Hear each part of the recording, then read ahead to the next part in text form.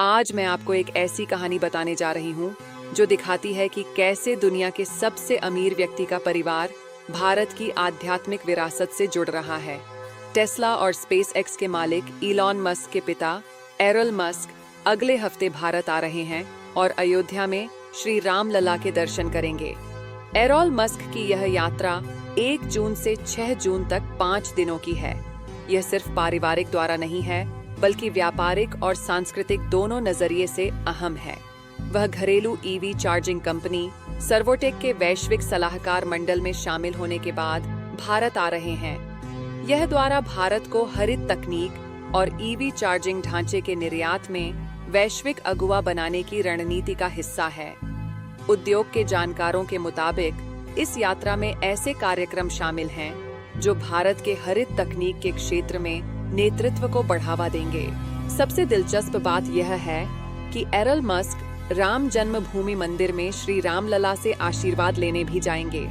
यह भारत की सांस्कृतिक और आध्यात्मिक विरासत के साथ उनके जुड़ाव को दर्शाता है।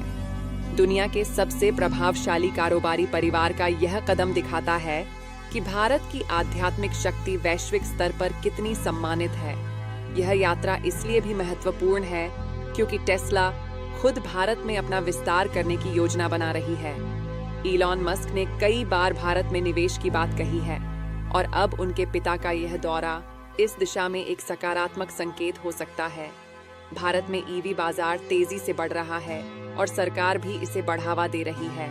ऐसे में एरल मस्क का सर्वोटेक के साथ जुड़ना और अयोध्या का दौरा दिखाता है कि विदेशी निवेशक भारत में सिर्फ व्यापारिक अवसर नहीं बल्कि सांस्कृतिक मूल्य भी देख रहे हैं। भारत यात्रा के बाद वह अफ्रीका की तरफ निकलेंगे, जो दिखाता है कि यह एक व्यापक अंतर्राष्ट्रीय व्यापारिक योजना का हिस्सा है।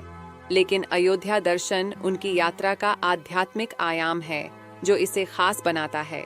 मैं चित्रलेखा मानती हूँ कि यह द्वारा भारत की बढ़ती वैश्विक प्रतिष्ठा का प्रमाण है।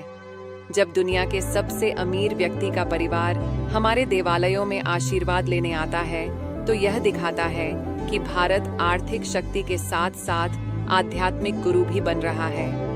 सत्यमेव जयते।